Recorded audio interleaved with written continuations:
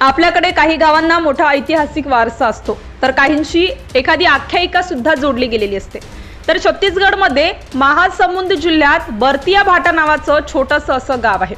850च्या आसपास या गावची लोकसंख्या आहे, पण शेकडो वर्षांपूर्वीच्या एका घटनेनं या गावाला सर्वत्र ओळखलं जाते। बर्तिया भाटा इथं एका साधूच्या शापानं लग्नाचं अख्खं वराडच गायब झालं। याबाबत सत्यता माहिती नसली तरी पंचक्रोशीत ही आख्यायिका प्रसिद्ध आहे। बातमी पाहूया त्याआधी HPN न्यूजला नक्की सबस्क्राईब करा आणि बेल आयकॉनवर क्लिक करून नोटिफिकेशन्स मिळवा। बर्तिया भाटा या गावातील काही वयस्कर मंडळी या घटनेबद्दल सांगतात। त्यापैकी एका व्यक्तीनं सांगितलं, एके दिवशी या गावातून एका राजाच्या लग्नाचं वऱ्हाड जात होतं।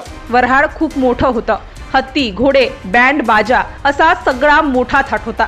त्या रात्री राजाच्या लग्नाच्या वऱ्हाडानं एके ठिकाणी मुक्काम केला। दुसऱ्या दिवशी सकाळी अंघोळीसाठी पाणी झाल्यानंतर आपल्या देवीची पूजा केली आणि एका जनावराचा बळी देखील दिला। या एकाच घटनेमुळे त्यांचं सगळं जगच बदललं असतं असं म्हणावं लागेल। ही घटना त्यांना चांगलीच महागात पडली। जिथे लग्नाच्या मिरवणुकीत बकऱ्याचा बळी दिला गेला, तिथे जवळच एका साधूची झोपडी होती। हे साधू अतिशय साधे आणि सरळ जीवन जगणारे होते।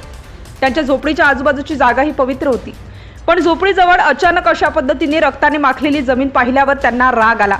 हा घडलेला प्रकार त्यांच्या लक्षात आल्यानंतर त्यांनी रागाच्या भरात लग्नाच्या संपूर्ण वऱ्हाडी मंडळीला लगेचच दगड बनविण्याचा शाप दिला।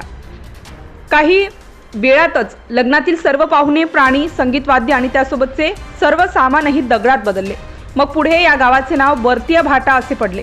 या गावाच्या नावात इथल्या घटनेचा अर्थ लपलेला असल्याचं गावकरी सांगतात। या घडलेल्या प्रकारामुळेच गावाचे नाव बर्तिया भाटा असं झाल्याचं सांगितलं जातं। पण याबाबत पुरातत्व विभागाने वेगळी माहिती दिली आहे। हे सगळे दगड 2 ते 3 हजार वर्षांपूर्वी बहुधा आणून पुरले असावेत।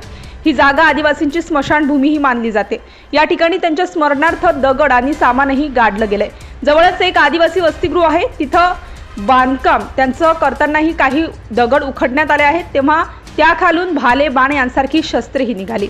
पुरातत्व शास्त्रज्ञ याला स्मशानभूमी मानत असले तरी गावकरी मात्र याला लग्नाचं गायब झालेलं वऱ्हाडच मानतात।